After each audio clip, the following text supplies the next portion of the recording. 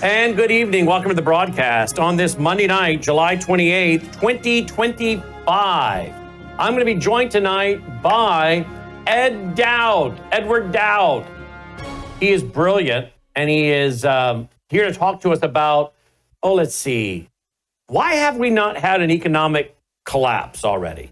Remember the books written in the early 90s by Larry Burkett and other guys talking about the coming economic earthquake or collapse? How is it we've been able to push off this economic collapse so long? Kind of a good question, isn't it? What about World War III? How close are we, or how likely are we to go to World War III? I want to ask Ed Dowd. Europe really seems dead set on going to war. Are they needing a war to cover their financial crisis? What about AI? What does he think about AI and these power centers and what they do to our critical infrastructure, power grid? Has there been too much hype on this AI as far as its ability to replace all these jobs? Is that a lot of hype? Should we breathe easier, knowing that this is not going to be taking a gazillion jobs anytime soon? Is it a bubble? Is the AI thing a big bubble? Kind of like the dot-com bubble, remember that? Speaking of bubbles, what about housing? Is housing a big bubble in certain markets? And what kind of correction are we looking at? How deep? I mean, these are all great questions. And Ed Dowd's the guy to ask. Ed Dowd, don't go away. We're going to go to Ed Dowd here straight away. We're also going to be joined tonight by Mike Church. He's a historian, talk show host in his own right, author, and expert on American history and the Civil War. And let's talk to him tonight about states seceding. If President Trump isn't able to accomplish basically putting the federal government back under the constraints that they should be under, if he doesn't restore to us a truly constitutional republic, haven't we pretty much run out of alternatives? We've tried everything. If not now, when? If not President Trump, who? At that point, shouldn't maybe Tennessee, Arkansas, Alabama, a few other states say, I think we're just going to secede? I mean, really, is there anything that should hold us together? What does Tennessee have in common with California or Oregon or Washington State? Can I ask you that? I mean, I'll play some videos tonight. One is the Attorney General of New York, Letitia James, wanting money, your tax dollars, for illegal immigrants, pay for all their food. Well, you're kind of busy paying for your food. Why does she even think we should have our tax dollars pay for the food of illegal immigrants? And the fact that she doesn't that show you that there's really no way that a lot of us red states can be in harmony with the blue states? We just don't have anything in common anymore. We don't have the same common values, worldview, goals, objectives, nothing. In fact, they hate us. They hate conservatives, Christians, patriots, patriotism, our history, parental authority, freedom of religion, freedom of speech. They hate it all. House divided against itself can't stand. So why are we even going to continue trying this experiment? So if President Trump can't get it under control, the courts can't come to heal and be under the original intent of the founders, what's left? I don't want a civil war, but I am growingly in favor of a civil secession. Let's ask Mike Church about that and more tonight. So Ed Dowd, Mike Church, who else, Logan? Is that it? Oh, I got a freedom trucker. He was part of the freedom truckers up in Canada. He's been here in the U.S., basically seeking asylum because of the tyranny of his government of Canada. You should hear his story, right? Because I think if Kamala had got elected, some of us might have found our way to another country, fleeing the persecution and prosecution that he's now facing, separated from his family. And then I want to close tonight with a great video clip by Bob Barker. It'll make you laugh. And then a little brain tease, a little brain tease. Okay, that's tonight. All that tonight. Now, before we get to it, first up, Ed Dowd, Remember, we are brought to you by you. Go right now, will you? By the way, tweet, text, email, Facebook, Getter, Truth Social. Tell everybody to come on over. Come on over. WorldviewTube.com. Worldview Talk. Get your free satellite phone like I have. And the minutes, by the way, roll over month to month to month to month. So if you don't need to use the satellite phone, don't worry. Because if you get into an area where there's no cell coverage, you can talk all you want. It's rolling over. And you can get your solar generator at Worldview Talk. You can get your beanies that block out the EMF. You can get a bulletproof backpack. There's so many things there at Worldview Talk. You can also get, by the way, a free Starlink. Free. You sign up for one of their very reasonable plans. The satellite phones are free too. When you sign up for one of their very reasonable plans. You can also call 1-866-738-3224, 1-866-738-3224. Also, remember, I take it each and every day. Melissa House GPA. This is phytoplankton. Phytoplankton. Remember the story? Remember us telling you the story over and over about the man that was raising this phytoplankton? They gave him a terminal diagnosis. He started eating it. It was like, what do I got to lose? Went in for a biopsy, 11 of them. They all came back benign. Went on to live another 10 years, retired to Hawaii. We got video of him, of course, being interviewed and his daughter talking about it as well. Well, this ended up leading to the creation of what we know today is Global Plankton Alliance. And we offer it. Please consider going to melissahousegpa.com. Take it every day like I do. I give a half a scoop to Dolly on her food. Yep. Over the weekend, I was really swishing. I was swishing the glutathione because I'm trying to just get in top shape. I've been fighting this bug or virus or long COVID for the fourth time, whatever I've got. I just can't seem to get my voice back to full strength. And so I was just like, doing lots of Numi this weekend to detox my cells. And of course, there's about 165,000 studies on glutathione. In fact, studies show it may remove mercury from your brain, helping prevent Alzheimer's, dementia, and Parkinson's. Did you know that? So check that out. Worldview Gold. Fill out the free report. Find out about how to put gold into your IRA, taking physical custody of gold. I'm going to ask Ed Dowd tonight about gold and silver. Where does he think that's going? I'll ask Ed. Worldview Healthcare, become your own pharmacy like I am. We have our own pharmacy here. More than once now in the last couple of years, I've gotten sick. I need an antibiotic. I don't take it unless I need it because I don't want to become immune to it. But when you need it, you need it. And I've not had to go to urgent care because I have my own Worldview Healthcare pack from the wellness company with my amoxicillin and another vital medication, prescription. Worldviewwater.net. Take out all those nasty chemicals. You don't want to drink those. Talk about cancer. Do you want to drink cyanide and arsenic, pesticides? No, of course you don't. So check out worldviewwater.net. Worldviewwater.net. You can get the under the sink counter filter, just like I have there. Or the one for the shower, which I have too. That's the bottom one, bottom right. I take that one. I have that one. Of course, then there's Bella Grace, melissahousebg.com, melissahousebg.com, Bella Grace. Over 80 clinical trials on Bella Grace. And I take this every day without fail because I've gotten so many great results from it. Why would I stop? 80 clinical trials. The skincare, Melissa loves the Bella Grace skincare. The weight management has been very popular. It's an all-natural plant-based weight management. The restorative sleep, I guess, is their second biggest seller. And by the way, folks, they have another big product coming. So hopefully very soon we'll be announcing another great product, which is very interesting because it is a product that contains something that my wife was saying, Brandon, I've been reading a lot about, and she told me what the initials are, and that how great this is. We should develop a product with that in it. Well, before we could, guess what? Bella Grace did.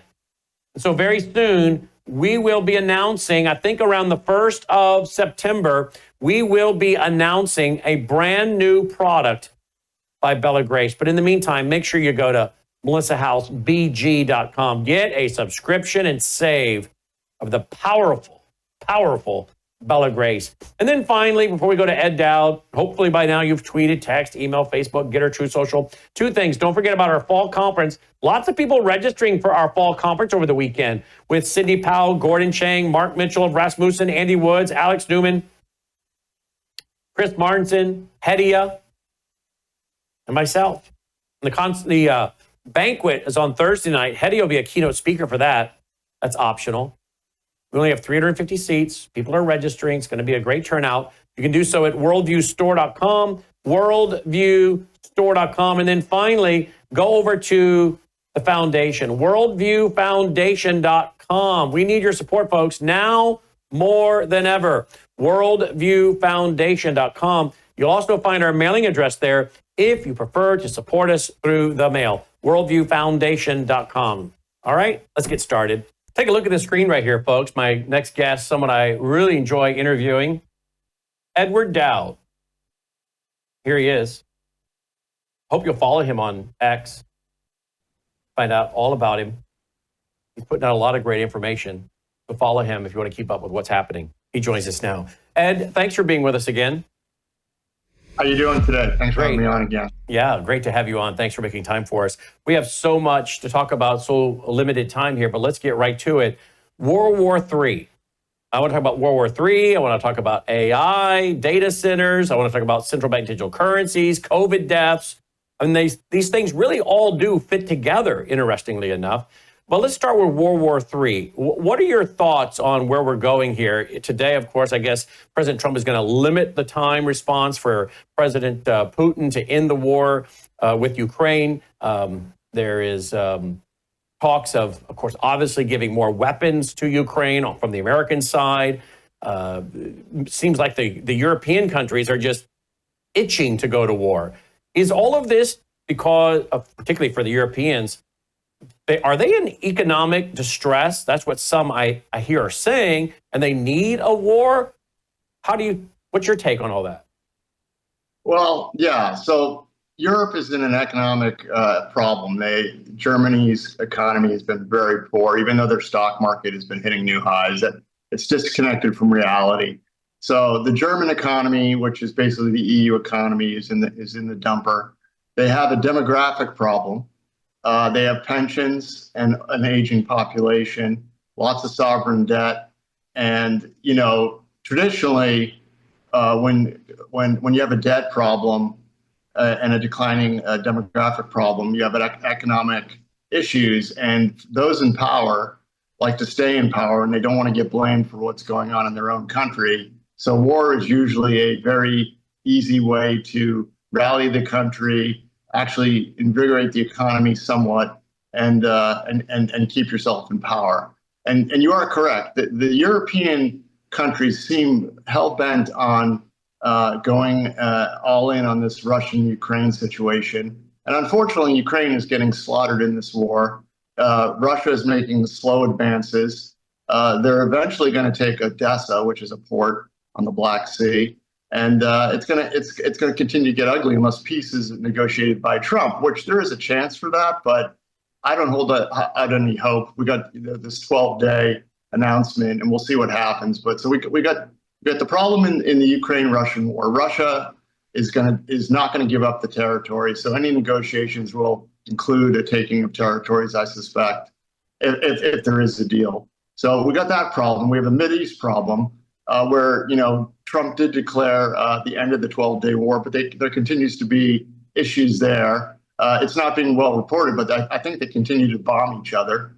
So we got, and then we have the Chinese-Taiwan situation, and war seems to be a problem. And an economist that I respect, Martin Armstrong, believes war is on the table in the next 12 to 24 months.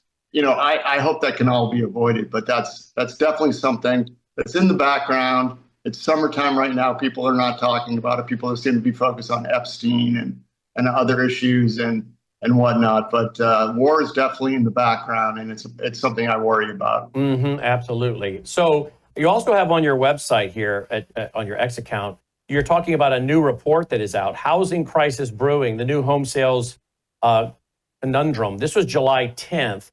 But what do you think is going on here with housing? Now, I'm in the Mid-South, okay, outside of Memphis. We never had an overheated market. Has it come down? Not much. Basically, you were vying with 18 people, 15 people for a home. If you really wanted it, a local realtor said, you better offer $20,000 over asking price. Generally, the math shows whoever offers $20,000 over asking price, that's who's going to get it. So that's cool. Where you had 15 people lined up, now some homes are going weeks without a showing. And who needs to sell? They're just, some of them are even taking a little less or right at what they have to get out. So has the market gone softer here in the Mid-South? Yes, but we were never an overheated market like, say, Los Angeles, Washington, D.C., whatever the market might be. So I know that this varies from state to state, city to city. Overall, though, what do you think is going on in the housing market? So housing there's a conundrum going on there.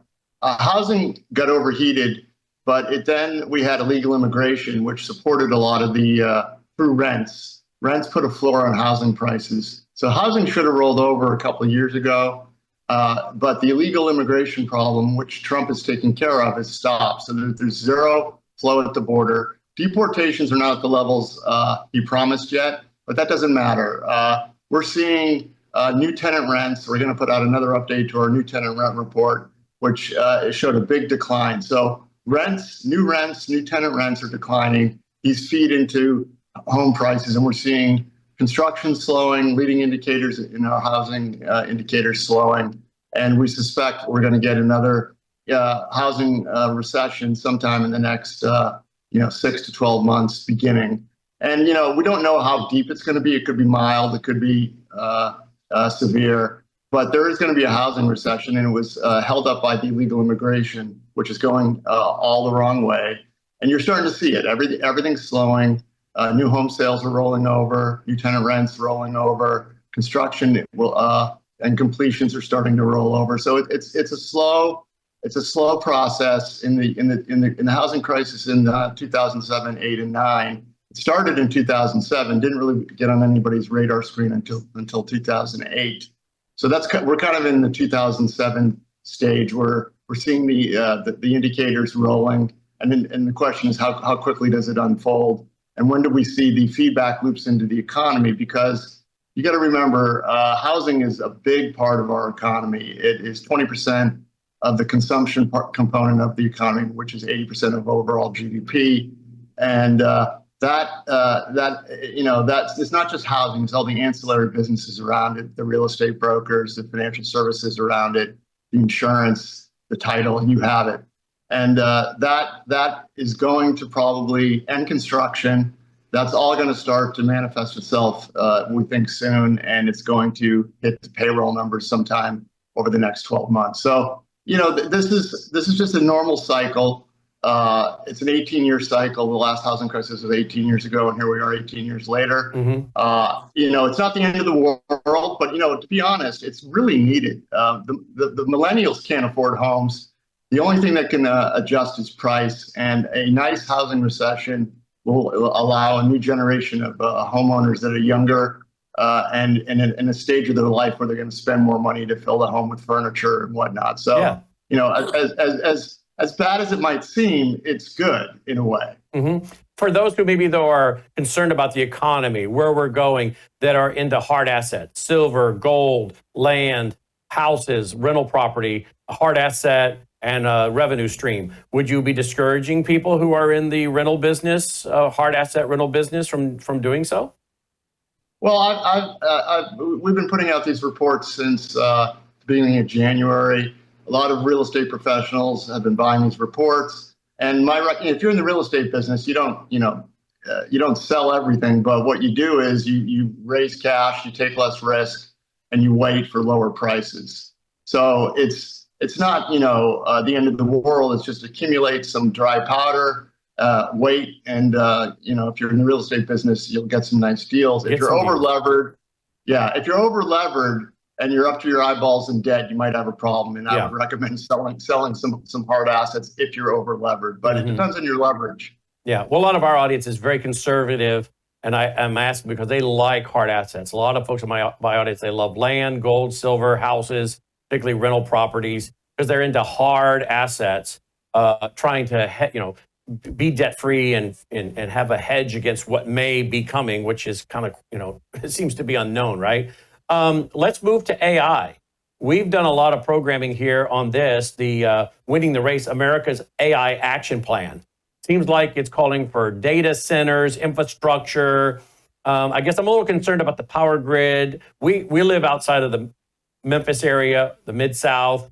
We have AI here already. About 30 minutes away is what is it, XAI or whatever it is.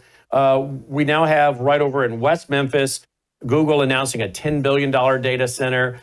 We have a local guy on the city council that said, when I asked about the power flickering off and on about a year ago when all this was going on with Elon coming to town, I said, is there any correlation?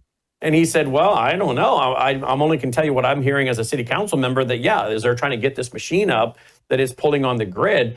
And of course, we've had our power go up and down 2 or 3 times on a beautiful sunny day, no wind, and it goes up 2, 3, 4, 5 times in a 2-minute period. I don't know. Maybe it has nothing to do with that, but it's a beautiful sunny day, no wind. It's like, this is weird. And I've been here now going on 21 years. We're seeing those kind of things. Now they're going to bring in a $10 billion data center on the Arkansas side with Google. How concerned are you, Ed, for the infrastructure, the power grid? Yeah, this is the problem. The power consumption of AI is immense. And I contend that eventually we'll come up with a way to reduce those power requirements. And in China, they already did that with their DeepSeek AI. It requires much less power, computing power.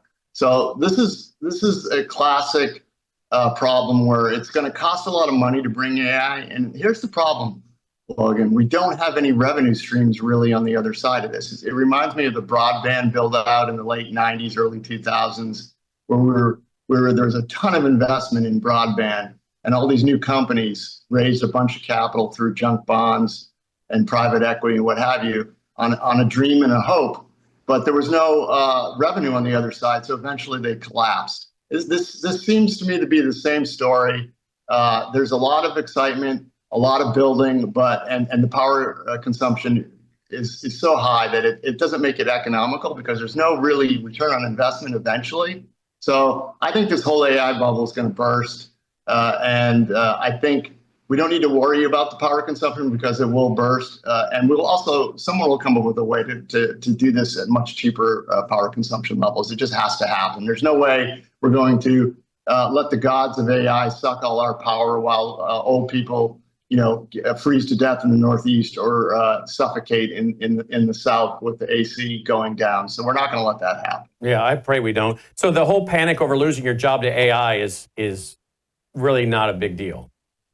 Well, this is interesting. So I think AI is it's a large language model. It has a lot of problems. It hallucinates. A lot of businesses are implementing it, but a lot of them are finding that you still need humans. I suspect you'll hear headlines of, we let a lot of people go and replacing them with AI. And it's just, it's going to be a way to justify job cuts in the coming economic slowdown.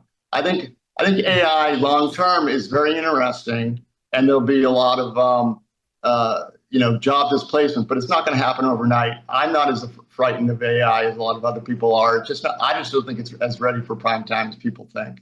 That's a very good point. Well, economically, $37 trillion in debt.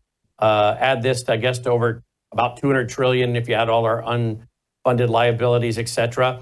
I remember in the early 90s reading guys, I don't know if these names mean anything to you, Larry Burkett, The Coming Economic Earthquake, and so many guys writing books about, getting out of debt, debt-free in the early 90s, and other guys were writing books, bankruptcy. I have some of these in my library still. Some of these fellows have passed away. I was having this conversation over the weekend with some folks, and I was saying, I think these guys, a lot of these guys back from the early 90s writing these books would be stunned that we're still going. Why do you think that is? Do you think that they never thought the American consumer would have confidence in a system like this? Do you think they thought Congress would never behave in this way? Why do you think the system is still afloat, even though many in the early 90s were talking about, a coming economic earthquake? I think what a lot of people missed is how long this debt bubble could blow itself.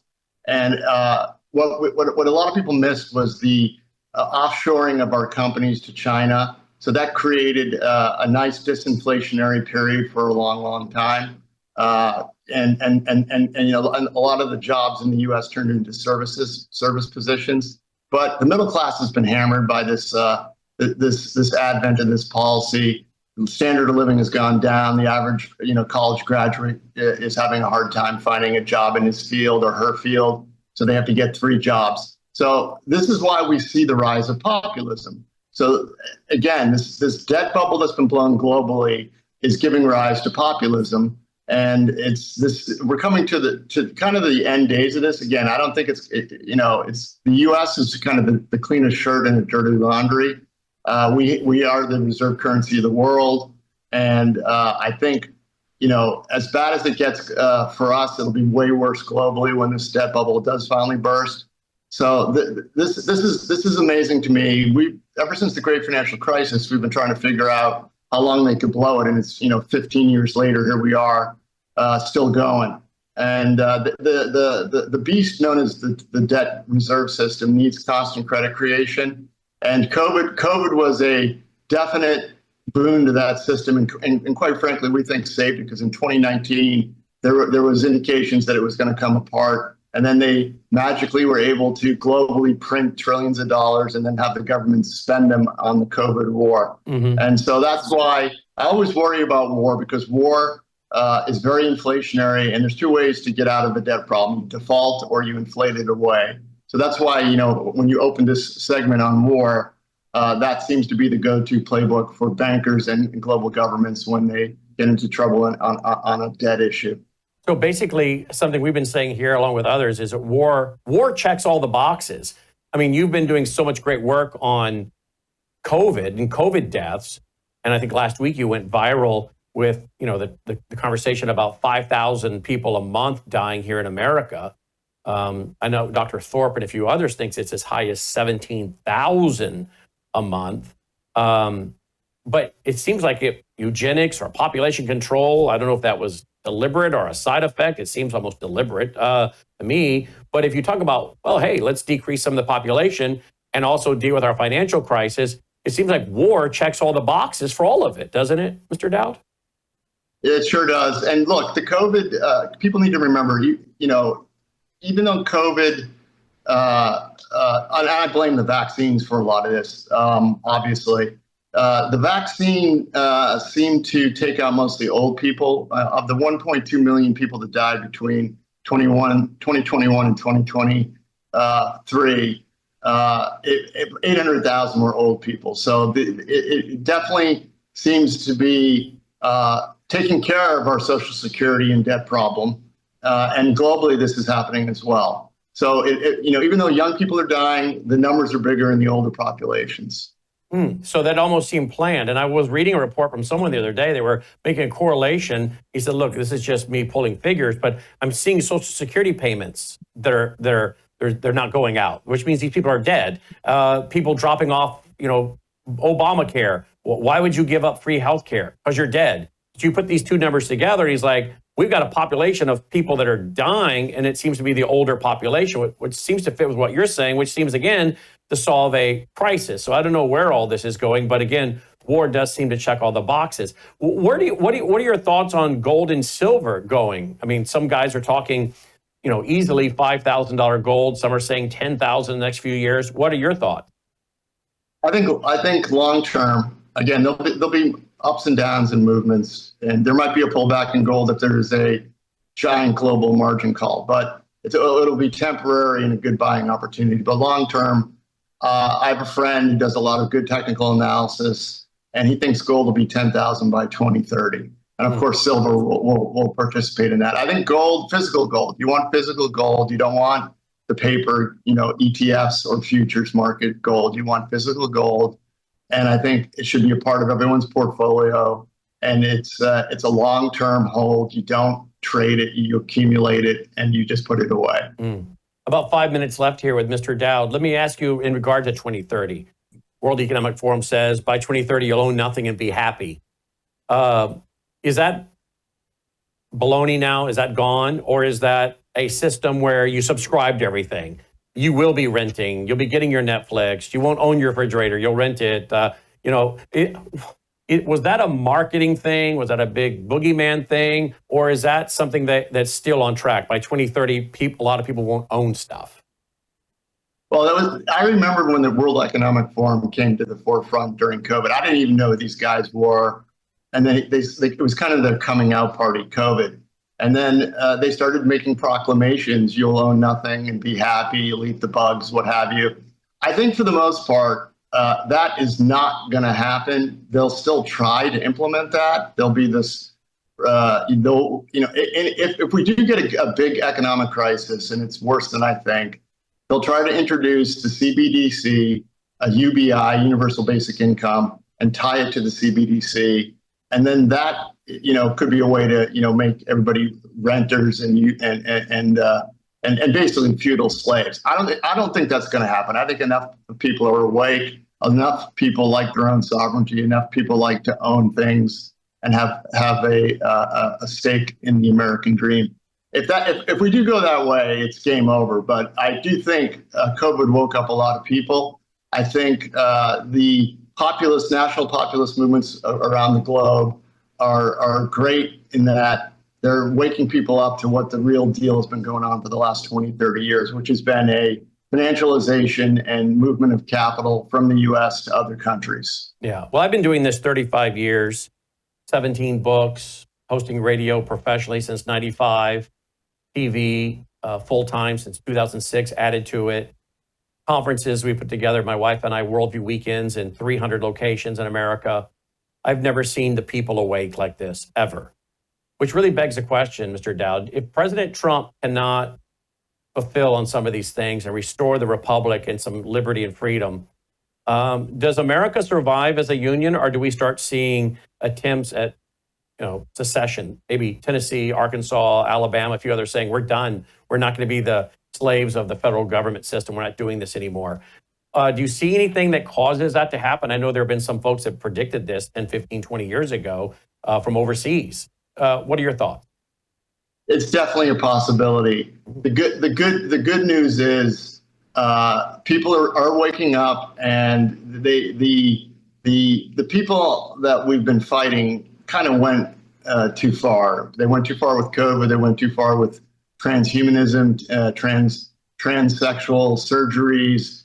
They went after the children. So the good news is secession, while still a possibility, I think can be pushed back if we get enough people in some of these blue states like California and New York to fight and make sure that we don't go that route.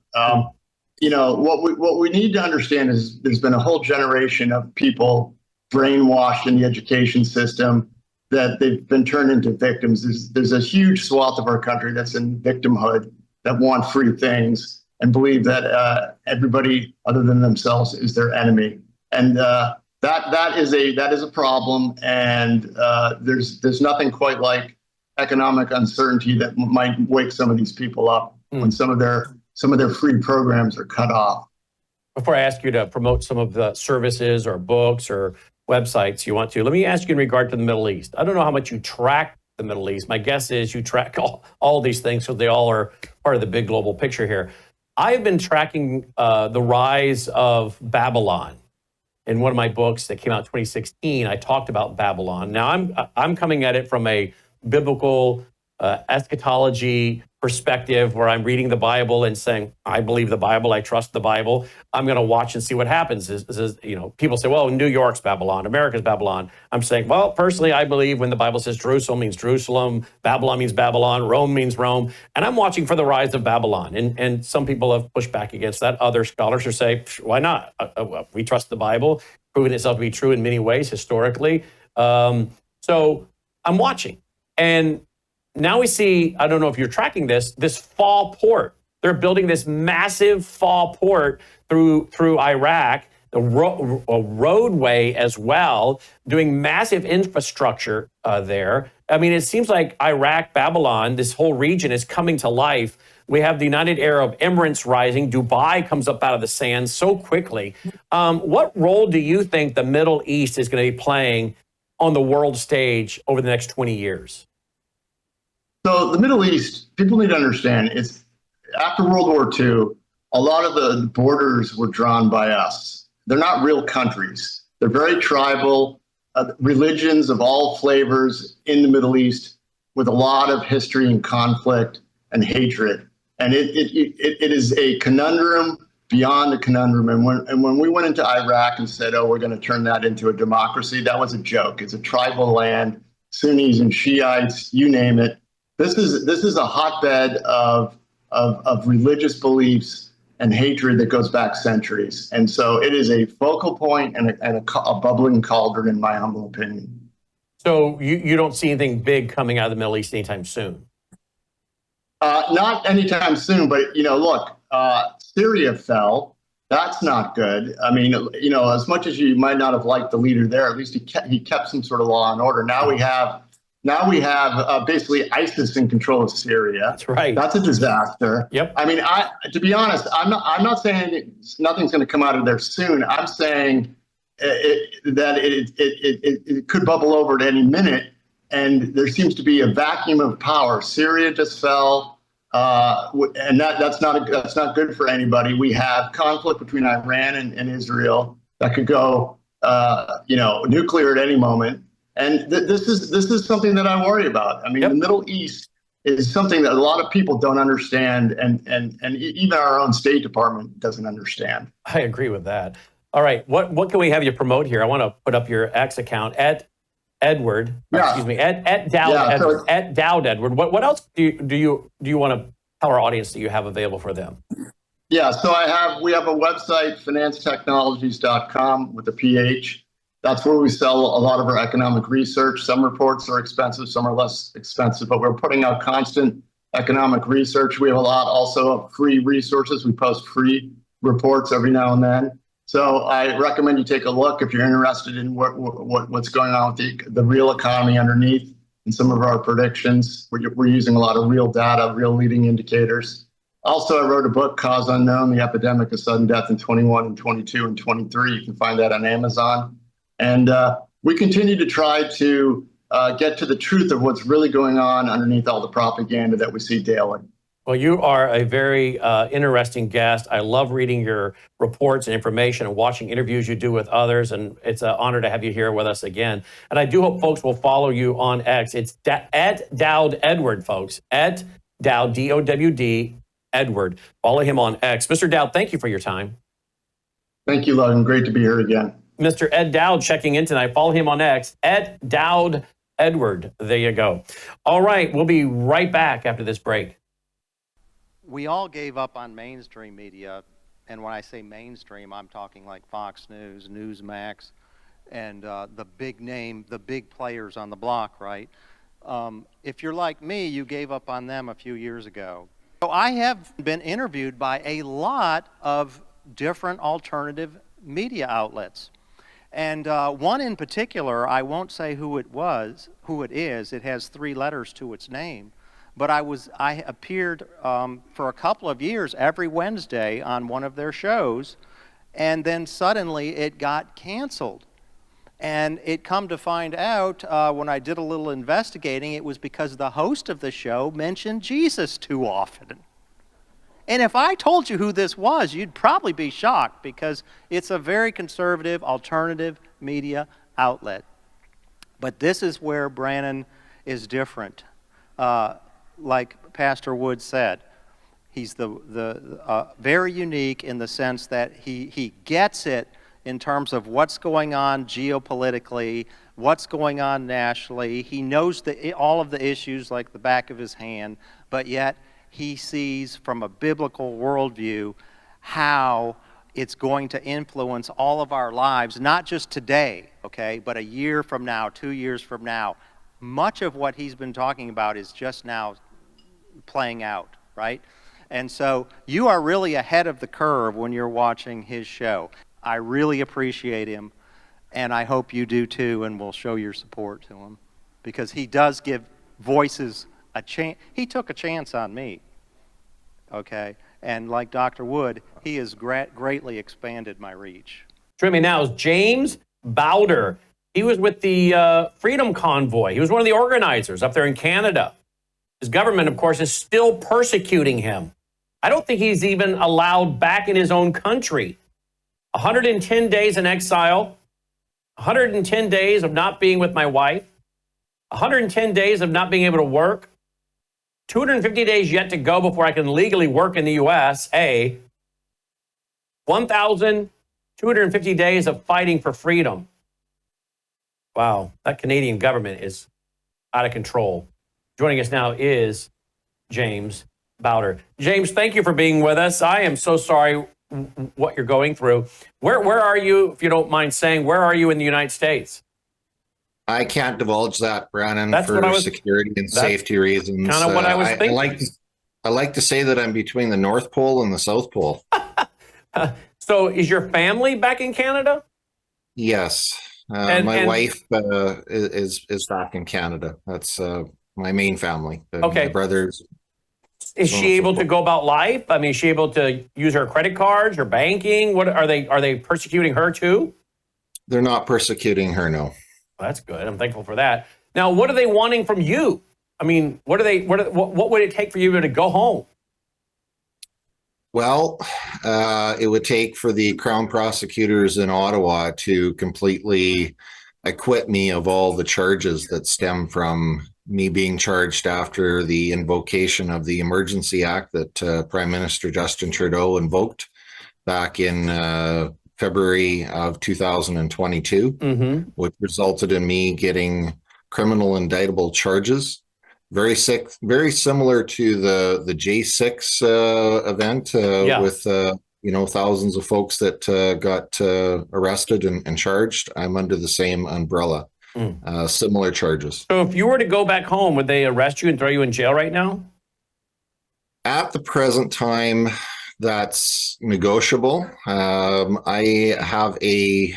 the last man standing with respects to all of these charges. There's been over 272 folks across Canada that were participants in the convoy, truckers, grandmothers, just regular folks like your followers that are watching right now, Brandon. And I've got the last trial that is coming forward here in October, November, and December are my trial dates. So if I'm not present, that's when the Crown attorneys can proceed forward with an extradition warrant if they so choose to elect.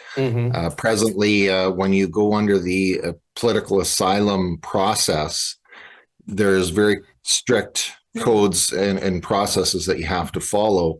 One of those is that you don't return back to your country of origin, which is very obvious. So how are you surviving? Are you obviously living on the good graces of people, or what? At the present moment, I have no choice. Yeah, it's surreal. This started for me with a phone call to a high-profile lawyer out of New York, Mr.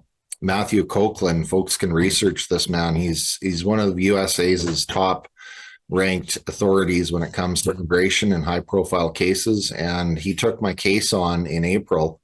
And from there, my life has just been surreal. Living in exile, abandoning from your home country, and all the uncertainties of, what does freedom look like for me in the future? And when will I be reunited with my wife? When will I be allowed to work? It's a high level of stress. So do you anticipate this having a conclusion soon, or is this going to go on for years? There's two options that are on the table, Brandon. One is that President Trump intervenes. So he's got the authority to look at this from a geopolitical point of view. With respects to, here's a Canadian that is qualified under the legal international laws and U.S. laws to file for political asylum. There is an unsubstantiating amount of evidence to support that claim for political prosecution, for lawfare, for harms being committed against me, and what potential future harm should I be extradited back to Canada would I face. So there is the start of a journey that could take up to 10 years before I might be considered a free man again. If President Trump intervenes, he can expedite that application process and understand there's probably 1 million immigrants, asylum seekers, and so on and so forth that are on top of my application.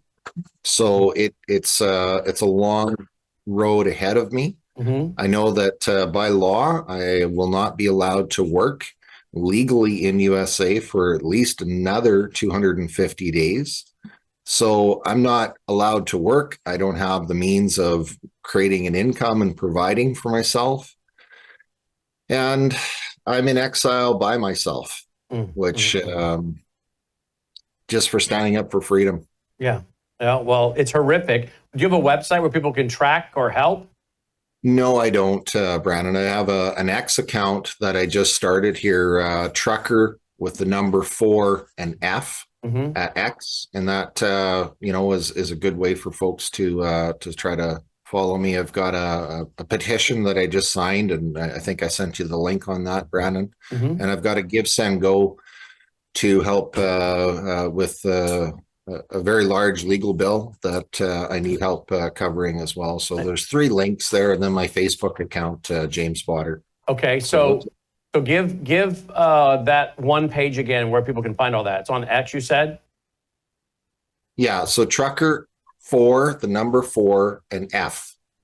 Okay. Well, I am sorry this is happening, James. I'm happy you're here. I'm thankful that our U.S. government hasn't kicked you out yet. Are you worried about that? Are you worried about them forcibly sending you back to Canada? No, I'm not. Good.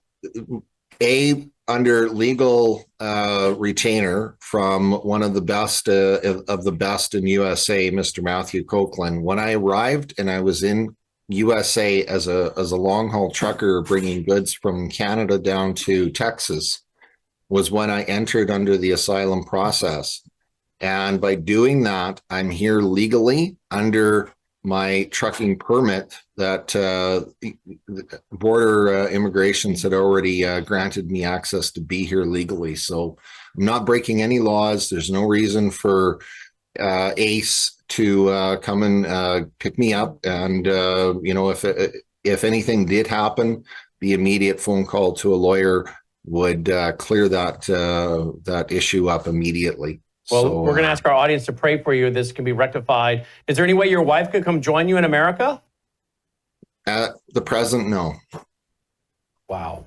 All right. Keep us posted. You have our contact info. Let us know how it's going, will you? Will do. Wow. Let's pray for him tonight, folks. And of course, a perfect example of what can happen here in America if we're not careful. We can find ourselves in the same situation, finding ourselves fleeing somewhere to avoid persecution, prosecution, imprisonment. So let it be a lesson to us here in America. We need to vote and vote wisely. And we, of course, have to clean up all the voter fraud and all the dirty voter rolls, like in Pennsylvania and other places. Wow. All right, we'll be right back after this break. True beauty isn't applied. It's nourished from within. Bella Grace Elixir, a luxurious, scientifically crafted blend designed to restore radiance, vitality, and strength at a cellular level.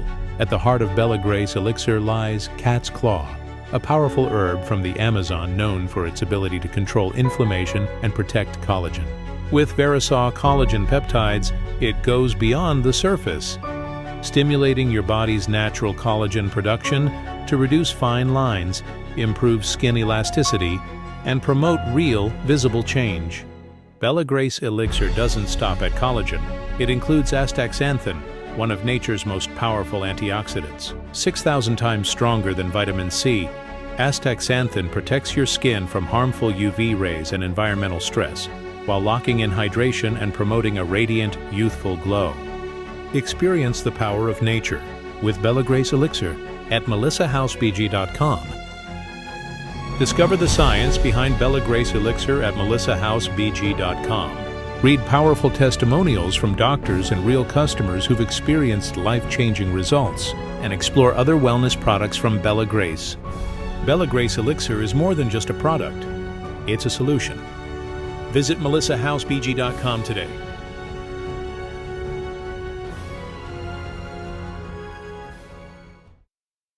Joining me now is historian Mike Church. He watched our documentary on Robert E. Lee over the weekend. What did he say about it, Logan? He said something really complimentary. Finally, a worthy, documentary on the Southern gentleman Robert E. Lee, something like that. I want to see what he thought of it. Talk a little bit more about the Civil War and state rights and where we're going, because we got a big response the last time we had him on. Hey guys, we have a history channel now, right? Yeah, worldviewtube.com/history. We have a 24-hour day history channel, worldviewtube.com/history. Obviously, we're going to put that, this here, up there, over there. And we're going to hopefully be interviewing Mr. Church in person this fall, because we're looking to go down to the Gulfport area for a recreation of the Civil War and to check out the home of Jefferson Davis. Let's have a little chat with Mike Church tonight. Mike, welcome back to the broadcast. Thanks for being with us. Thank you. Thank you for having me. Great job on the documentary. Well, thank you. Tell me what you liked about it. So what I said was, a consummate patriot gentleman of the Old South gets a worthy biopic, Deo Vindici, which is the slogan of the Old South. Well, to tell you the truth, Brandon, I am about halfway through watching it. I like the style in which it's filmed and it's presented, and the fact that you treat Robert E. Lee with the dignity and respect that he deserves. Wow. Well, thank you for that. Logan, he's only halfway through. We should show him the closing remarks. Can we show him the closing remarks? And by the way, what you might find interesting about the closing remarks, those weren't scripted. That was okay. When it got to the end of the documentary, I thought, I like the script that we've got here. I worked on it and got it put together and all, but I just don't feel like I have spoken about him highly enough. I really wanted to end with letting the audience know of my immense respect for him. And so I just spoke off the cuff. So this part was completely off the cuff. And I'd love to see your feedback on it, since you haven't seen it yet. You got it, Logan? I got to wait a minute. He's loading it, by the way. Oh, by the way, when we come down there this fall for a recreation of the Civil War, obviously you've been to that, right? What is that like? I have never actually been inside. You're talking about Jefferson Davis's Beauvoir, the home? But we're going to go be outside for that. What I'm told is a recreation of the Civil War, the battle. There's many areas that you can visit here in the New Orleans Gulfport area. You can visit the Chalmette National Battlefield. I know that was the War of 1812, or 1814 actually, but that was used as a base for the Civil War. Here in New Orleans, in the New Orleans area, we have the Confederate Museum is on Camp Street in New Orleans. So there is, Brandon, you can't take the old Southern adage, you can't take a dead cat and swing it by the tail and not hit something that is Confederate or used to be of the Confederacy. I tell you one thing that you will see in New Orleans that is just, it's sad. It stands out, where the glorious statue of General Robert E. Lee used to be in New Orleans is only traffic circle. It's only one traffic circle in greater New Orleans in the actual Orleans Parish. And that traffic circle was made intentionally in honor of General Robert E. Lee. It's where St. Charles and Carondelet and two other streets, St. Joseph Street and another street meet. And they had this beautiful obelisk 80 feet into the air, and on the top of it was the glorious statue of General Robert E. Lee. Well, they took it down. Years ago, they took it down. Nobody knows what happened to the statue. And now you just have this goofy obelisk in the middle of this ugly traffic circle, and there's nothing on top of it. You just drive past it and wonder, what in the wide, wide world of sports did this used to be? They pretty much did the same thing in Richmond, Virginia on Monument Avenue. Yep.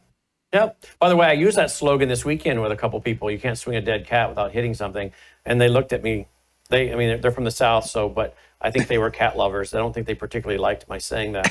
But I love my cat, Mo, but I would never swing my cat. And but it is a saying.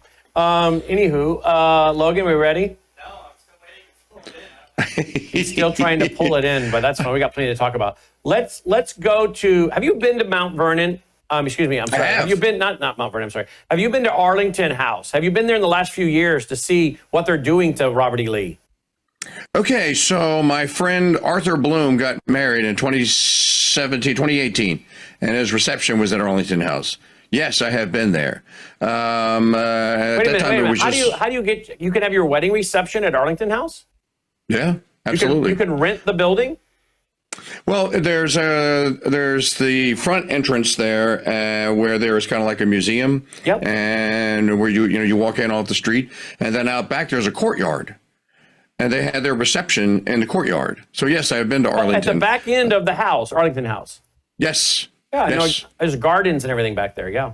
Yeah. And their wedding reception was there. So so 7 years ago I was there, but that was the last time. Okay, what did you make of the way they were treating him then? Did you notice anything?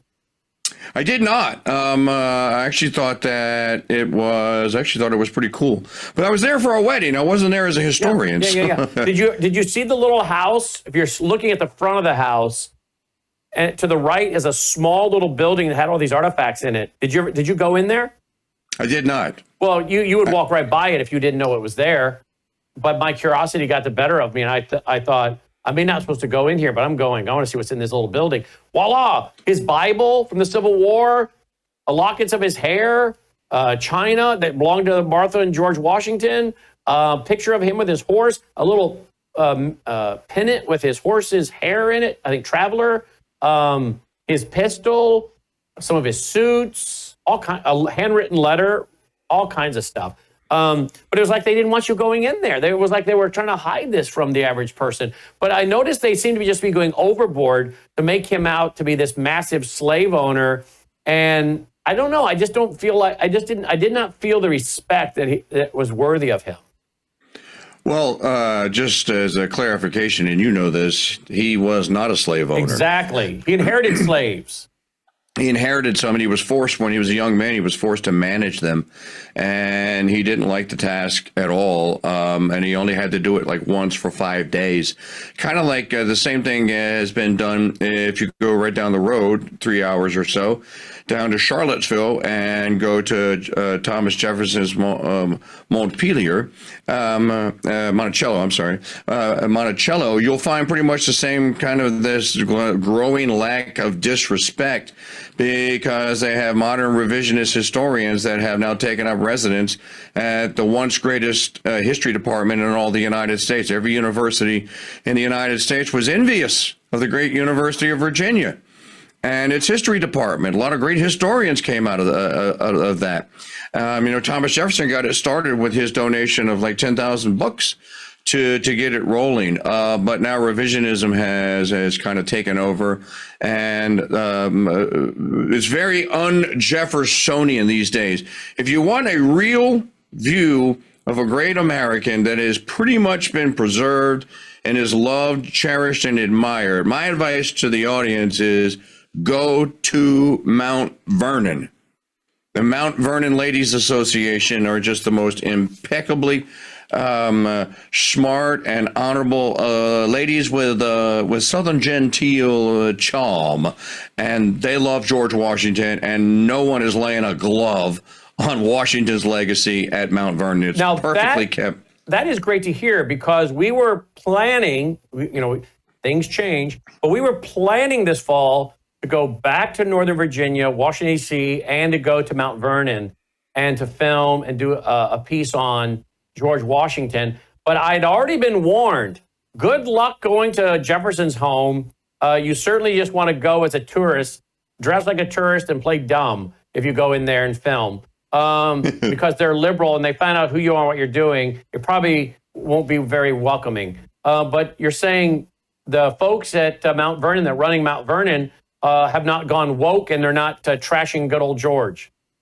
No, as a matter of fact, the Ladies Association, if you tell them that you're doing an American history piece and you send your credentials, which are ample, they will welcome you with open arms. They gave me the run of the place when I was there in 2011 to shoot some B-roll for our movie, The Road to Independence, and it was just a wonderful. I can't say enough good things about the way the Ladies Association and the people in Mount Vernon, because the U.S. government, the Park Service doesn't run it. They tried to take it over, and the Ladies Association won't give it up. Good for them. I think you'll have a great time at Mount Vernon. Isn't that great to hear? Wow. Okay. Now, here we go. I think Logan finally found it. Here we go. Here's how I ended. This is all off the cuff. Here we go. Robert E. Lee's loss of Arlington House was a profound personal blow, yet it did not define his final years. As president of Washington College, Lee channeled his energies into education, fostering reconciliation, and shaping a new generation. Despite losing his home, voting rights, and facing health challenges, Lee's commitment to unity, well, it left a lasting impact. His death in 1870, it marked the end of a life dedicated to rebuilding. But debates about his legacy persist, reflecting the complexities of America's Civil War era. Arlington House, now a national memorial. It stands as a reminder of both loss and resilience, inviting us to reflect on a pivotal challenge in America's history. Arlington House, it is more than a historic home. It is a lens through which we view America's complex past. The lives of George and Mary Custis intertwined with Washington's legacy, while it shaped the estate's early years. The deaths of Mr. and Mrs. Custis and their burials on the grounds marked the beginning of Arlington's transformation into a national cemetery. Robert E. Lee's management of the inherited enslaved people and his conflicted views on slavery, well, they give us an insight into the moral and economic dilemmas of his era. Selina Gray's courage in preserving the Lee family's possessions and her post-war correspondence with Mary Custis Lee, well, that underscores the vital roles played by enslaved individuals. And yet, what was clearly a unique and special relationship between the two. Today, Arlington House invites us to reflect on duty, sacrifice, slavery, freedom, and the full spectrum of American history. And yet, I'm afraid the full spectrum of American history hold right there. is often not being considered. This is where I start ad-libbing. Okay? This is where I start ad-libbing because I just thought I got to do more to honor this man. So here we go. Here's the ad-lib. When the topic is Robert E. Lee. Sadly, revisionist historians are leaving out the complexities of the issues of the day, the moral dilemmas, and even the serious and personal convictions that Robert E. Lee himself had about slavery. Sadly, many of the prominent historical figures of the South are maligned, and their stories are used to divide Americans. You see, many of these figures, they believe strongly in state rights. They believe strongly in the 10th Amendment of the U.S. Constitution. Powers the federal government has are limited and expressed, and the unlisted powers belong to the states and respective people thereof. Many individuals, like Robert E. Lee, saw the states, in his case Virginia, as a sovereign state, and believed that the role of the federal government should indeed be limited. Sadly, often when figures like Robert E. Lee are discussed, these facts are left out of the discussion. And thus, great American men like Robert E. Lee are diminished, and their true concerns about what the Civil War was really all about are wiped away. But that is the goal of progressives, of Marxists, who want a strong federal government that overshadows state rights and individual liberties and freedom. Robert E. Lee, indeed, an American historical figure that should be studied in the context of his times and his complete worldview. Thank you for joining us for World YouTube's history of the Arlington House and Robert E. Lee. All right, we'll hold it there. So there you go. So that you haven't finished watching it, but that's how I ended, because I wanted to end on a positive note that left no question my admiration for Robert E. Lee. Would you agree with how I closed? Sure. And I would also add that when they tried to get Lee to run for office, they wanted him to be governor of Virginia, and he refused. They wanted him to run for another office, and he refused. The only appointment that he would accept was as basically the headmaster, the president of what was then called Washington College, when they called Washington and Lee, called Washington College, and he accepted it. And so he was basically the president there for 5 years. The first year that he got there were 40 graduates that summer, or at that commencement. The last year, when, as you mentioned, he died in 1870. The last year that he was alive in 1870, there were 400. And later on, they just decided to go ahead and name the college Washington and Lee. It's an amazing, a great historical fact, and I'm sure it came up somewhere in the Robert E. Lee documentary, is the fact that Lee married Martha Custis's, basically, George Washington was kind of like an uncle-in-law to Robert E. Lee. Yep. And most Americans don't know this. And I was also just saddened by the kind of the B-roll footage that you had, where you were showing the statue on Monument Avenue in Richmond and what they did to it. Yep. Who are these animals? Who are these people? Yeah, who are they is a good question. And how do you see this unfolding in New Orleans or here in Memphis? You know, I don't want to bring something up and cause controversy from my town. I have to live here. But here in my town, in Collierville, Tennessee, if you come here, you can go to our town square. I don't know, maybe, Logan, you can find some pictures or footage of the town square. But we had a Civil War battle. We had the Battle of Collierville right on our town square. I mean, I go down there. It was voted America's best town square a few years ago by a national outlet, and it looks like Mayberry. I mean, it looks like, you know, you expect to see Andy Griffith walking down the street. But I go down there and I go to a shop where I buy my cowboy boots and my work boots and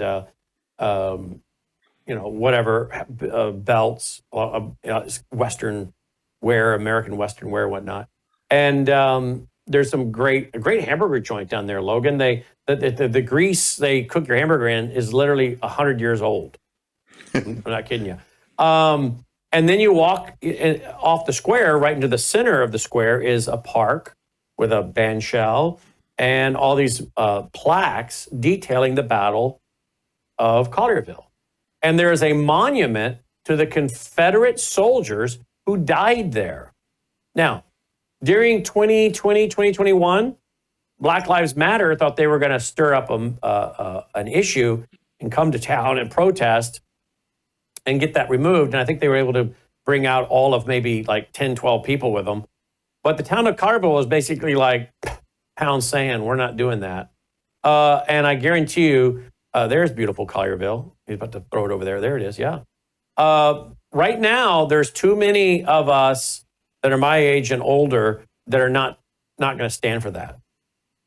So I don't know what is going on in these other places, but like in Collierville, they're not standing for the revisionist history and tearing out our monuments to our Confederate dead. But what has happened to Richmond? What has happened to New Orleans, some of these other places that these people can get that kind of clout or control or power? 2 words, or 3 words, the Democrat Party. Wow. And there's a microphone drop there. That's pretty much how that happened. By the way, for our audience, it wasn't the Arlington house that I went to the wedding reception at. It's another one of Lee's homes. The Lee Findall house is what it's called today. Okay. So just for clarity, because somebody's going to email you and go like, that guy didn't know what he was talking about. So the Lee Findall house, and it does have a museum, and it does have locks of hair and stuff. From where is it that? has the Lee family. It's in Arlington. It's in downtown Alexandria. Well, Logan, put that on the list. We need to go there. It's beautiful. It's really nice. Now, the college. We were thinking about stopping off at Lexington College And it sounds like they're trying to back away from him some, correct? Well, I think that President Trump has pretty much put the kibosh on what they were planning to do, and about the history that they're trying to revise. I have great hopes that for the bicentennial, the 250th next July the 4th, that he will get the right historians. I've actually volunteered that he will get the right historians on that crew that does the research into the actual history of 1776, and that they just go with what the history actually is and not try to revise it. But you're asking the question of what's going on in these cities, and I jokingly said the Democrat Party.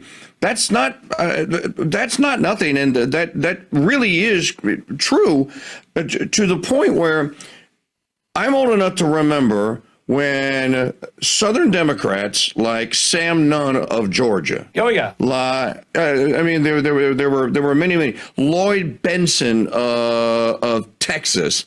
There were before he became a Dixie, or he was a Dixiecrat, then he became a Democrat, then he became a Republican. Strom Thurmond, of course, of South Carolina. The United States Senate had Democrat members in him who were very respectful. I'm old enough also to remember that they're on Veterans Day parades. When I was a little cheerins in the 1970s, Brandon, we'd have Civil War soldiers, North and South, in the parade. It wasn't just animosity. This stuff has all been manufactured to drive wedges in between people over the course of the last 30 years or so. Now, and what do you make of, Logan, can we show some of the footage from, where was that? There were some white folks were beat up pretty good this weekend.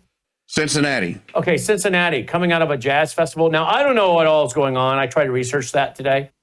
So I want to ask a few questions. Number one, was there drinking going on the side of both parties? Number one, because usually alcohol is involved somewhere on some of these. Usually, was somebody too high, smoking too much, pot? Were they drinking? Was there any racial names thrown out there? In other words, I'm not justifying the beatdown. I want to get the context, though, of what happened. So it's like, if you started running your mouth and when you should have just gone to your car, then, don't be shocked if something bad happens if you're running off your mouth because you've had too much to drink and you're throwing racial names. I'm not saying that's what happened. I was reading some reports that started trying to imply that that was the case from a news outlet, but whether that's true or not, I have no idea. It doesn't justify a beatdown.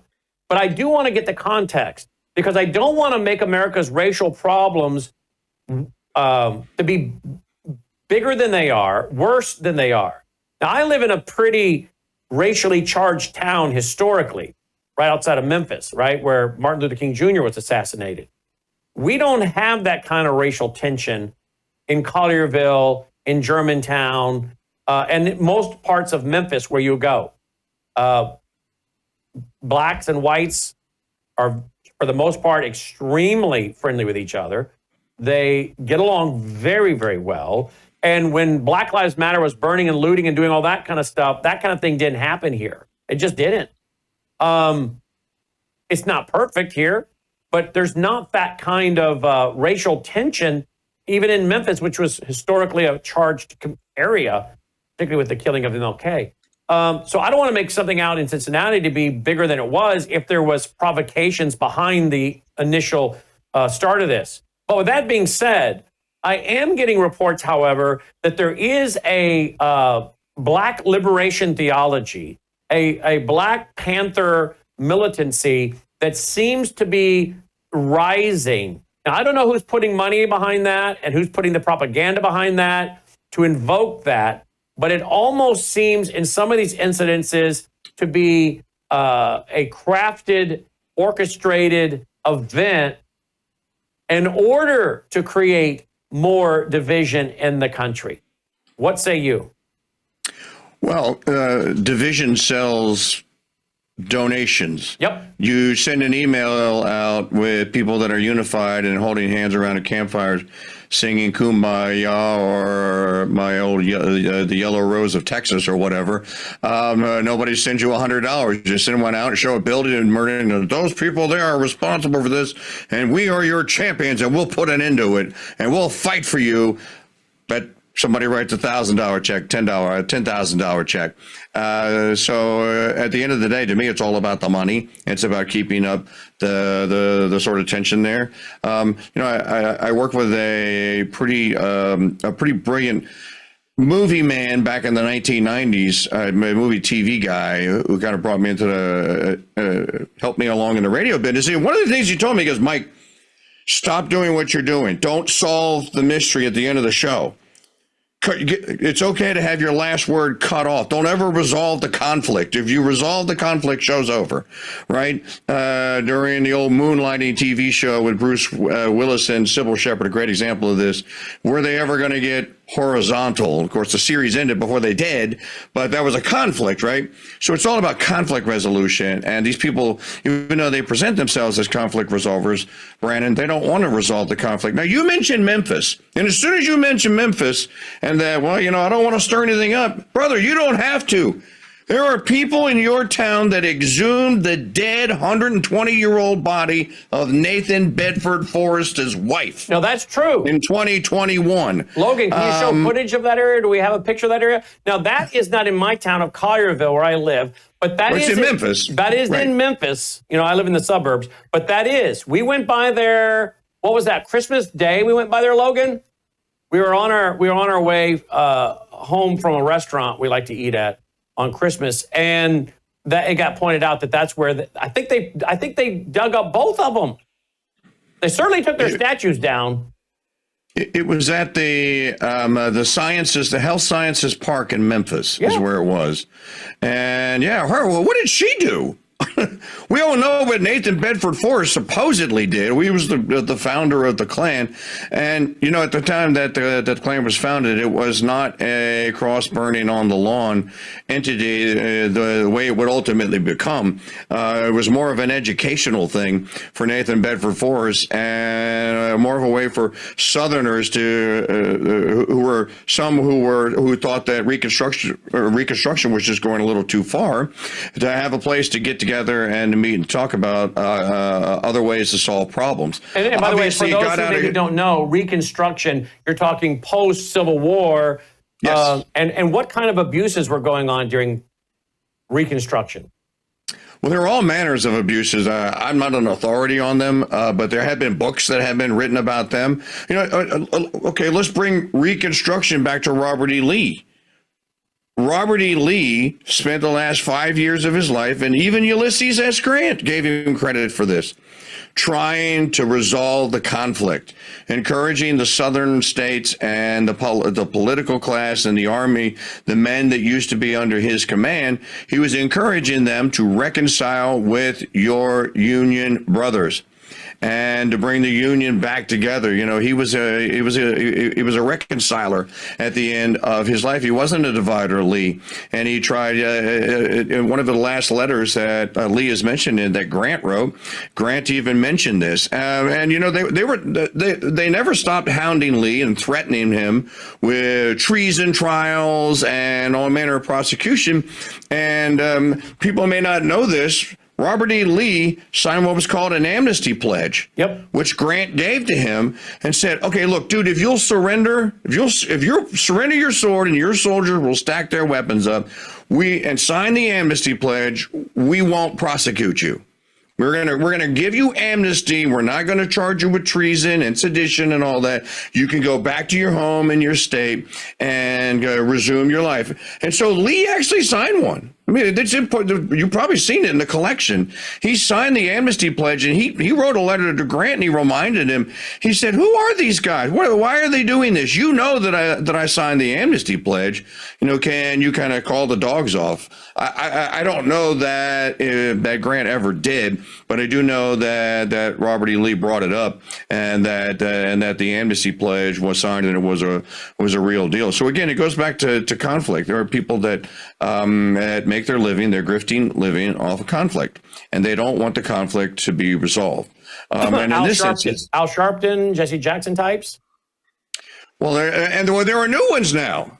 And you have them in both parties, by the way. This is not limited to one party. You have the eternal and unresolved conflicting grifters in both parties. And again, just read your email, folks. Read the fundraising appeals and emails will pretty much tell you everything you need to know about what the conflict is and what side, what is this side and what is that side, who is on this one, who is on this one. And if you're on this one, then you should give money to this one to oppose that one. If you're on this one, then you should give money to this side to oppose that. So it's all about conflict resolution. I tell you something that may go some way toward resolving some of this. And that's that the USAID is Kupon Shigong. The USAID is dead. And do you know how many tens of billions of dollars the Democrat Party had figured out ways to distribute through USAID and all these other nonprofits, pretending to act all nonprofit and stuff. The USAID is gone, and that was a huge money funnel for them. A huge money funnel. Yeah, and without money. And it was funding the progressive cultural Marxist ideology. Now, it was funding, well, as Elon said, it was funding condoms in Somalia, in Indonesia, or wherever. But it's gone. And you can hope that maybe there is some more USAID type funding that can be found in entire agencies that can be eliminated. I mean, you and I ought to be drinking a bottle of Dom Perignon together and toasting the fact that for the first time, I don't have to, and you don't have to compete with National Communist Television and National Communist Radio for advertising space or even for guests or for anything. You know, you and I have to do it the old-fashioned way. We have to go out and earn it. That's right. The people that were on National Communist Radio and National Communist TV. $500 million a year is what the report said. $500 million a year from our federal government. So let me ask you, in conclusion here, if President Trump, at the end of his 4 years, if we haven't greatly dismantled the tyranny of Washington, the IRS, the progressive income tax system, all the things that, we know are wrong with this country, and the fact that we talk about the federal government.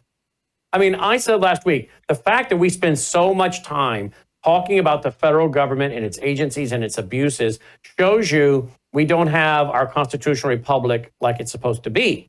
Because if we did, you would hardly ever talk about the federal government. You would feel the weight of your local government. I don't even think you would feel the weight of your state government. You'd only really know about your local government. You would never, hardly ever talk about the federal government because its role would be so small, so confined, that it hardly ever had any serious consequence on your life. Therefore, it was never really talked about. And the fact that we talk about the federal government so much shows you we're not living in a constitutional republic. So if this isn't addressed by the time President Trump ends his second term, aren't we going to see a lot of people that are wanting a smaller government, that want to return to state rights, individual liberties and freedoms, in the tyranny of a progressive income tax system and the theft that so we can redistribute? I mean, there was somebody out there today screaming and hollering about needing to give money to the illegals. All right, listen to this. This is what's her face? What's this chick's name again? I think it's New York AG Letitia James. Listen to her. Thank you, Attorney General Bonta. The SNAP program is a critical lifeline for tens of millions of Americans throughout our country, and specifically 2.9 New Yorkers. Every day, SNAP benefits make it possible for working families to afford to put food on the table. And more than half of those who receive SNAP are families with children, and more than a third have elderly or disabled family members. Without SNAP, many families would not be able to count on their next meal. For decades, SNAP has prevented people from going hungry and saved countless lives. But now, this administration is attempting to use this program as a tool in their cruel and chaotic targeting of immigrants. It is outrageous. It is unacceptable. And this administration has demanded that states hand over sensitive personal information of all SNAP recipients going back to 2020. That includes addresses, social security numbers, immigration statuses, and more. This is not for research or to improve a service that millions count on. No, they are basically trying to weaponize the SNAP program against immigrant communities in violation of the law. And we collectively will not stand for it. That is the administration's plans, and they have made it abundantly clear. They even removed a notice on the USDA's website that promised people could apply for and receive SNAP benefits without immigration consequences. We will not allow this life-saving program to be illegally used to hunt down immigrants and their families. No one should fear for their safety when they seek food assistance for their families. And this administration cannot intimidate vulnerable families and prevent them from putting food on the table. Today, Attorney General Bonta, Attorney General Dana Nessel, and I are co-leading a coalition of our fellow Democratic attorneys general in suing this administration to protect SNAP and the sensitive personal information of all of its recipients.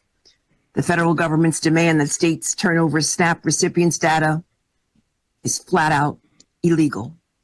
In fact, our laws prohibit us from disclosing this SNAP data unless it is strictly necessary for administering the program. And in this case, it is not. This latest action from this administration is nothing more than an attempt to sow fear and to cause chaos amongst vulnerable populations. And we are suing to uphold the rule of law, to protect the sensitive personal information of everyone who receive SNAP benefits, and ensure that this administration does not use critical and necessary food assistance to target immigrant communities. I too want to thank my team. All right, so they're going to sue these attorney generals, Dana Nessel, her, another one or two, suing Mike Church in order to continue for you and me and our beloved viewers and listeners to get up every day, work hard, pay their federal tax, to give their money to lawbreakers, illegal immigrants that have broken the law, that are here and who want to get on the public dole, who are not entitled to 1 penny of our tax dollars. They're not even citizens. Now, if this kind of thing doesn't stop at the end of President Trump's term, I don't see any other, and I don't want it. I'm not for a civil war. I'm for a civil separation. I see no other alternative than if we can find some leaders in Tennessee, Arkansas, Alabama, etc., to say, we're out. We have tried everything. We clearly do not have the same ideas, the same values, the same worldview. You guys want open borders. You want infanticide, the killing of babies outside the womb, as you've done in like 19 states. You want active euthanasia. You want transgender surgeries for children. You want to groom children. You are for the sexual molestation of children. You idolize and promote people that encouraged adults to have sex with children. Like, I don't know. We could talk about the man that wrote Sexuality of the Human Male, Sexuality of the Human Female. Alfred Kinsey, who they've made a hero out of. We could go on down the line. We are totally incompatible. There is no way that Tennessee can get along in a harmonious relationship with Colorado, with California, Oregon, Washington State, etc. There is no reason for this anymore. And we cannot get along with the federal government that wants to steal our money, persecute our people, limit their freedom of speech, their freedom of religion, take away their parental authority, steal from them in order to use their money for things that are not their right to do under the U.S. Constitution. And we don't care what any pervert in a black robe says. They're likely on video doing something they shouldn't be doing, which is why they're controlled anyway. That's my opinion.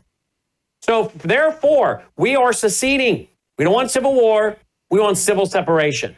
I frankly am to the point where if President Trump and the courts cannot align us as a free constitutional republic with a limited federal government, and I mean major league limited, then there is nothing left for the nationalist population but to call for and make sure we elect leaders that will secede from the Union. Now, granted, that may make the federal government say, we're sending over troops.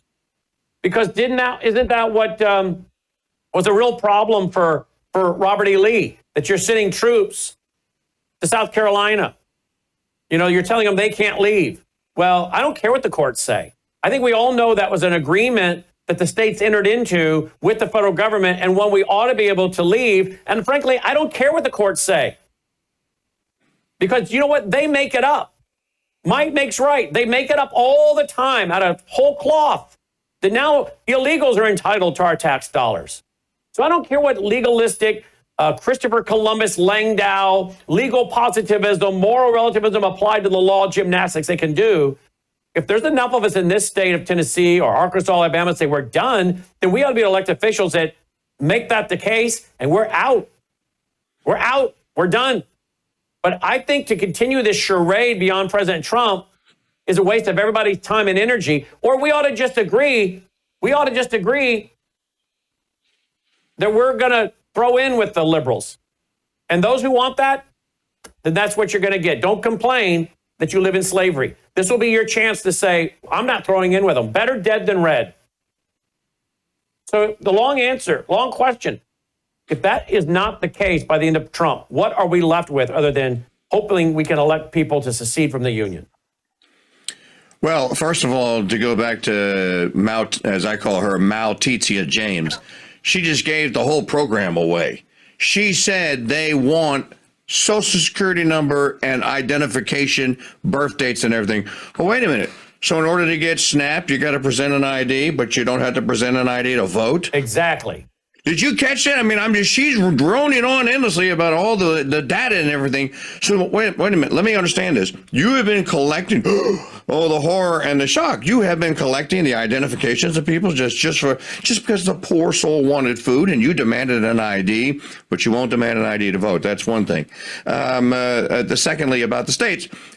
Don't give up on the union yet. It's an irony to me. The more I read about Lee, the more I kind of find out that Robert E. Lee, even though he went along with secession because in his view, the state of Virginia didn't have any option and he wasn't going to turn his guns on his nephews and his uncles and his brothers and what have you, people that were related and he had known and loved his whole life. So he wasn't going to do it.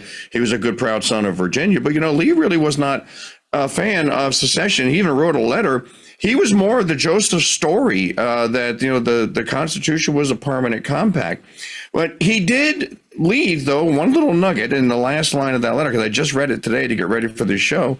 And in the line, Lee said that he did believe, though, that the people did have a right to petition to get together in conventions in states and determine their future, which is pretty much what the southern states did. All the states had a convention. So I'm with you on put secession on the table. It should always be on the table. And just with the knowledge of knowing that, yes, this is an agreement. You're a party to it and I'm a party to it. If you break it, then we have the right to consider leaving it or at least addressing the usurpation, if you will. There's a movement out there. I was really involved in this in 2009, 10, 11, 12, maybe 13. And this is after Obama was elected and after they passed Obamacare. And, it was almost like it was a trivial thing then to have a $15 trillion debt, whatever that was, the glory days. But we were talking about a convention of a balanced budget amendment convention.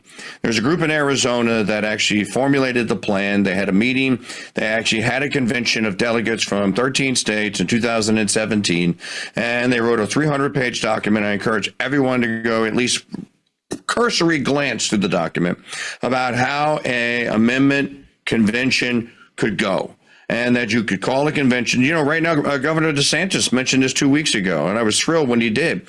There's 29 states right now that have called for the Balanced Budget Amendment Convention. We only need 6 more, and the convention will occur. Can you actually limit the discussion in an amendment convention to just one thing? Nobody knows, but the way the fifth Article 5 of the Constitution is written, probably not, but you can try. Should we at least give it the old college try, Brandon House and audience, to try and get a balanced budget amendment? I say no. I have been Okay. opposed to a constitutional convention since my friend Phyllis Schlafly explained it to me over and over again on radio and television. I am very much on the record opposed to an Article 5 convention or whatever these guys over there at the Convention of the States want to call it. I'm opposed to the COS. The way they have it set up, the COS, I am not a proponent of the COS. And why the is balanced that? budget amendment. I don't like their structure. And I think that you're going to get, that is potentially, you could get a wild and crazy convention. But you got to remember, even if you get communist amendments out of convention, you still got to get 36 states to ratify them.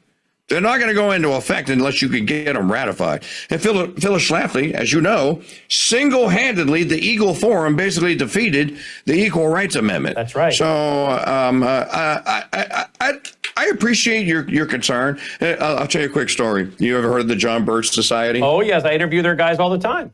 Okay, so John McManus was the president of the John Birch Society. And in 2010 or whatever, he saw an interview that I did with Andrew Napolitano on Fox News about the Balanced Budget Amendment Convention. And I got a letter in the mail from the John Birch Society one day. And I'm thinking like, oh, maybe they want to invite me to be a member or something. So I open a letter up, and it's John McManus chewing me a new one, if you will, and imploring me to withdraw my short-sighted and uneducated support for the balanced budget amendment and for an Article 5 amendment convention. He was a listener on the old the Mike Churchill on the Sirius XM Patriot channel back in the day. I still had that letter, and I met Mr. McManus at a Catholic conference in 2021 in New Hampshire, and I asked him, I said, "Do you remember that letter?" And he kind of looked at me, he goes, "You know, I remember you, Mike, and I remember what you were doing, but I don't remember writing the letter." I said, "I have it. I'll send you a copy." So the Birchers have been opposed. There are a lot of people that are opposed, and I agree with you. There is it possible that you get a horrible piece or horrible pieces in the form of amendments out of that convention? Absolutely. But again, you got to get them ratified, and at least you put an effort into it. Another thing that we don't need a convention for, a convention of states or a balanced budget amendment or an Article 5 amendment convention. Congress can do this today. They can pass Representative Burchett's, it's H.R. 3 this year, term limits. Pass the term limits amendment, send it to the state, and the pushback against any member of Congress goes, "Well, I don't think we should be amending the Constitution." You always lecture us about our precious democracy, and it's of the people, by the people, and for the people. And audience, don't ever quote that. That's Lincoln.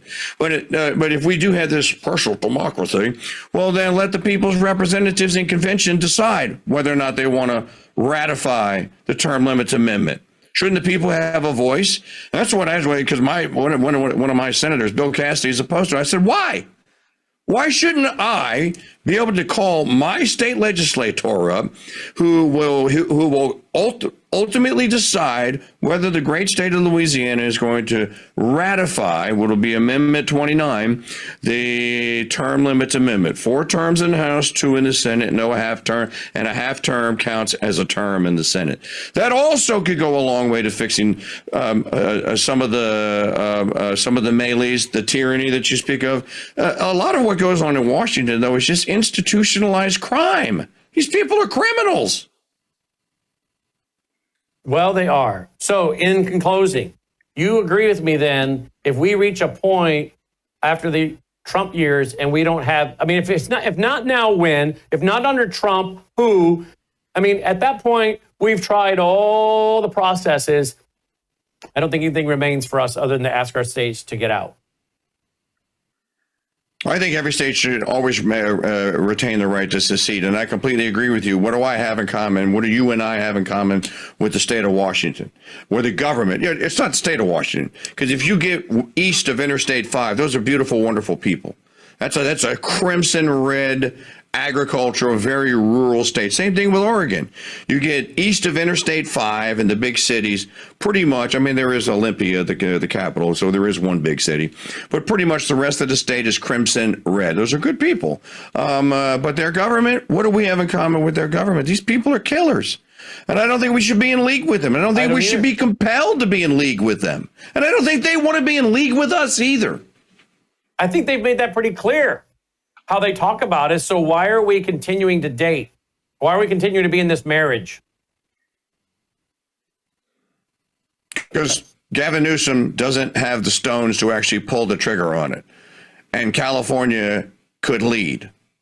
And I think that maybe, I thought for a little while, it sounded to me like the state of California, what an irony, the great blue state where all the bad ideas go to matriculate, get germinated. They start with little seeds, and they get germinated, and then they turn into big rainbow flag waving monsters and child mutilating monsters. At the state of California seemed to me to be poised. Look, they basically are in some form of sedition or secession right now anyway. Yes. That clip you heard from the Attorney General of New York. Cities. So are the sanctuary cities. So, but and they remain in the Gavin union. Newsom is saying, look, we pay more taxes, we pay more into taxes than we get back. Well, great. Then you clearly don't need the federal government.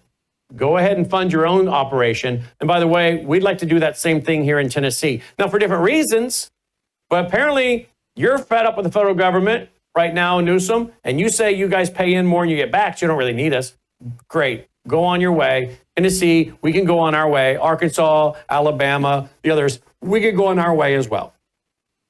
You know, back in the 1980s, your state of Tennessee actually had a grand experiment in self-government. It was called TennCare, and it was an absolute disaster. Do you remember TennCare? Absolutely, I do. But you had the right to do it. My point is, you had the right to try a single-payer socialist scheme. Vermont wants to try. Let them. Mm-hmm. You want to do that in Vermont? Brother, you go right on ahead. Just make sure you keep sending the maple syrup this way. But you go right on ahead and do that. And if you want to do it as a state and as a sovereign entity, then even more power to you. Again, the Constitution as a blood oath bind that can never be separated is just impractical, short-sighted, and stupid. 100% agree. Look what happened in just one final comment. Look what happened with Trump's meeting with the EU leaders today. He actually got them to smile for photographs and to pretend like they were happy that they agreed to a across-the-board blanket 15% tax on everything they're going to sell, a tariff, in the United States. The president of the United States basically saved the European Union because they all pretty much had to agree to it. And you know, and they also made a very existential point, kind of on the way out the door from the conference that they were at, which is, okay, if we're going to be on the hook to pay tariffs to sell our goods in the United States for the first time, hey Zelensky, don't think we're going to be able to make that. Think that check's probably going to bounce next week, buddy. So the first thing it seems that they did was, we are now going to have to, how do they say in the finance business? We're going to have to take a haircut. Yeah. In our own governments.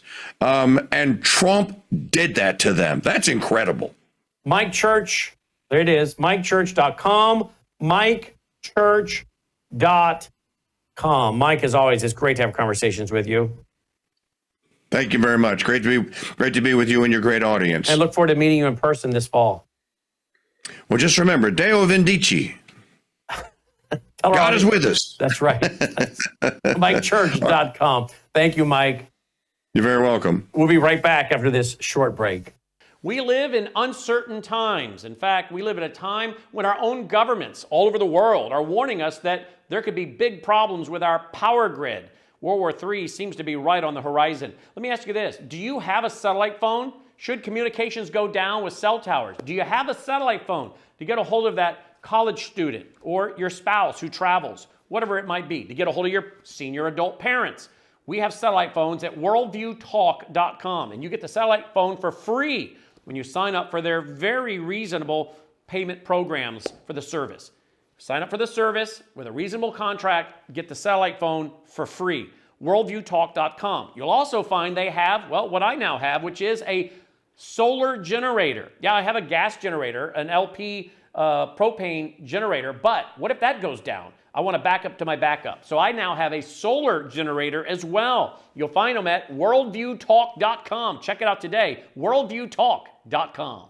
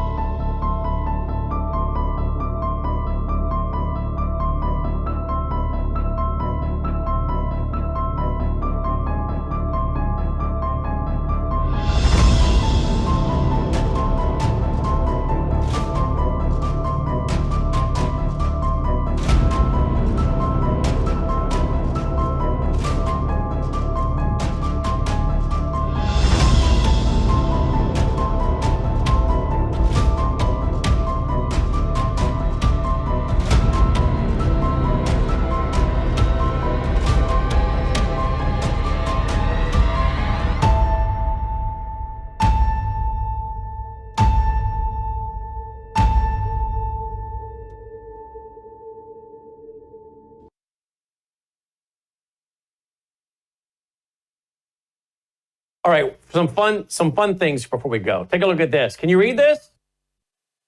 Because I got dyslexia. Maybe sometimes guys with dyslexia can read things. This message serves to prove how our minds can do amazing things, improvise things. In the beginning, it was hard, but now on this line, your mind is reading automatically without even thinking about it. Be proud. Only certain people can read this. Please share if you can read this. Now, I read that right away, but I think it might have something to do with my dyslexia, to be honest with you. What about you guys? Can you guys read that in there? I read it earlier, yeah. Yeah, they say they can, but I don't know. I just did it on the air. Are you guys? All right, there you go. That's kind of, huh? I did do it pretty quickly. Hey, that's kind of fun. Now, let me show you something else that's kind of fun. How many of you guys love Bob Barker? I love Bob Barker. I like to watch Bob Barker. The Price is Right. Do you guys even know who Bob Barker is? Yes.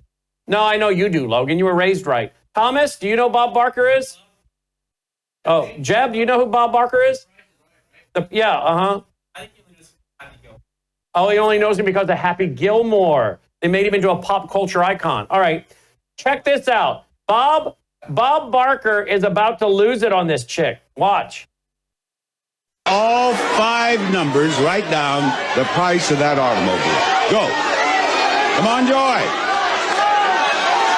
Right, Joy. 19,000 watt. 19,000 watt, Joy. 19, you can use the 1 twice. You can't do that. 19,000 watt. 19,000. Now what, please tell me, do you have here? 19,300. 5 numbers. You've written 1930. 19,302. No, Joy. Now, come on. Let's go. You're going to lose your turn if you don't write. Now, 13,000 what? 19,000. All right, write it out now. Finish it off. You use the 1 twice there. Now, you've used the 1 here twice. Here are the 5 numbers. Using those 5 numbers, write it down. 13,000 watt. 19,000 watt. 19,000. 19,200. You've used the 1 twice.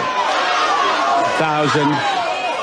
You've used the 1 twice, Joy.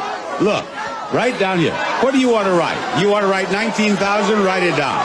Write it down. 19,000. Now you have the 3, you have the 2, and you have the 0 left. $320. And no, 1 more chance. One more chance. 21,000. All right, now you have the 3, the 0, and the 9 left. Go ahead. 9, 0. No, you won.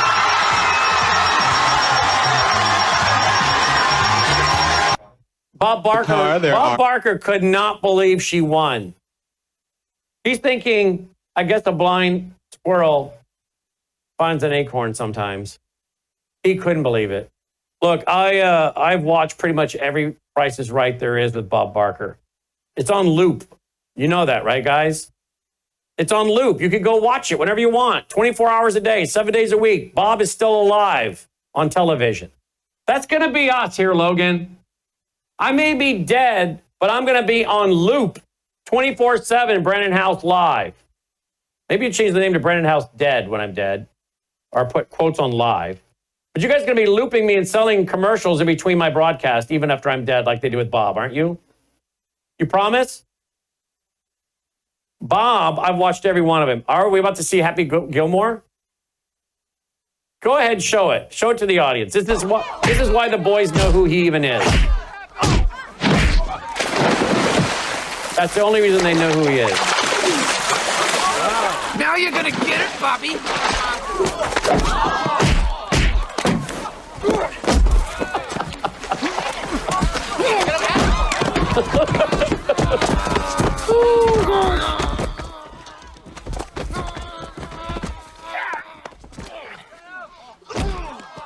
Poor Bob. The price is wrong. Bob. Is he? Oh, he grabbed him by the neck, did he? Look at that. Oh, Bob, he's a tough dude. Yeah. I think you've had enough. Yeah, I think he has. No? Now you've had enough. Man, this is the most violent Brennan House Live we've ever watched. Violence tonight. The violence. We're going to put a rating on the show tonight with all that violence. But I've watched a lot of Bob Barker. I still do. And I don't know that I've seen Bob that frustrated before. A few times close. But boy, he was so frustrated with Joy. But she won the car. She won the car. All right. I guess that's our broadcast for tonight. I had to try to end on a positive note there. Something not so stern, right, Logan? Somebody wrote today, asked me not to be so stern. Am I stern? I don't think they're watching enough of me. By the way, did you hear the last caller I had on radio today, Trina from Pennsylvania? She took me out to the woodshed. She just couldn't believe I wasn't buying that Israel's starving the kids. Like, there's using pictures of kids from other wars. I've showed that today. America sent $60 million in food. Israel's given who knows how many tens of thousands, millions of pounds of food. It's Gaza. The Hamas guys are stealing it. But anyway, Trina wasn't hearing it. She called to chew me out on live television and radio today. I wasn't stern with her at all, was I? Logan was shocked. Somebody wrote in today not to be so stern. I think they're not watching the full show. I even said to Trina, you watch my show at night? She doesn't. She was accusing me of stuff. And I'm like, you're clearly not watching. You got to watch everything in context, not just one show. So there you go. Take care. Of children that are, look, absolutely malnourished, skeletons.